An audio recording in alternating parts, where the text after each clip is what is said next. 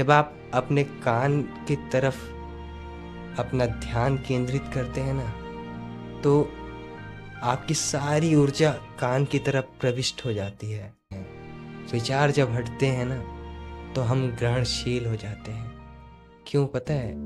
सवाल ये है, सुनने की कला कैसे बढ़ाएं? तो पहले समझिए विचार शून्यता क्या चीज है। विचार को कैसे शून्य करा जाए? जब तक आपके विचार शून्य नहीं होंगे ना, तब तक आपके लिए सुनने की शक्ति प्रबल नहीं होगी। तो पहले विचार कैसे शून्य करा जाए?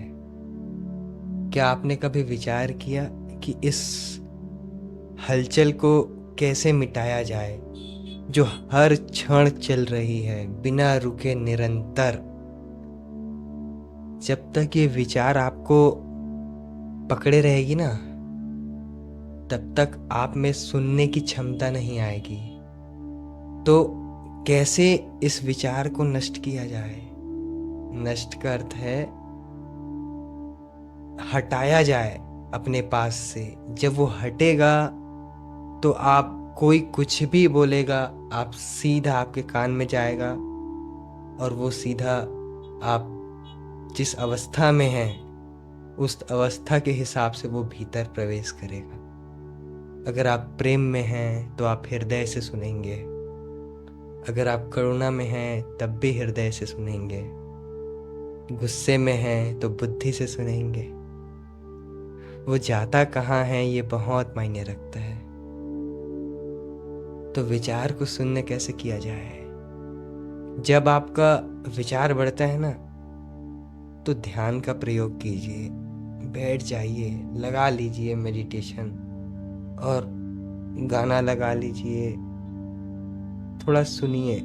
कोशिश करिए कि विचारों को हटाने का। बिना प्रयास के तो होगा नहीं। प्रयास करते जाइए, करते जाइए। हर दिन आप लगे रहिए इसमें। रोज ध्यान कीजिए, रोज।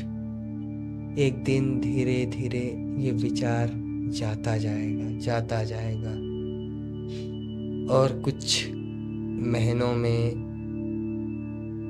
ये विचार शून्य हो जाएगा। और जैसे विचार शून्य होता है ना, तो हम ग्रहण करने के लिए तैयार हो जाते हैं। विचार जब हटते हैं ना, तो हम ग्रहणशील हो जाते हैं। क्यों पता है? क्योंकि कोई कुछ भी बोलेगा, विचार तो चल ही नहीं रहे ना आपके भीतर, तो आप सीधा डायरेक्ट कनेक्ट कर पाएंगे, अपने से जोड़ पाएंगे और धीरे धीरे आपके सुनने की क्षमता खुद ब खुद विकसित होने लगेगी और आप निखरते चले जाएंगे। तो विचार शून्यता पे अपना काम कीजिए। जब तक आपका विचार शून्य नहीं होगा, तो संभावना आपके लिए नहीं खुलेगी।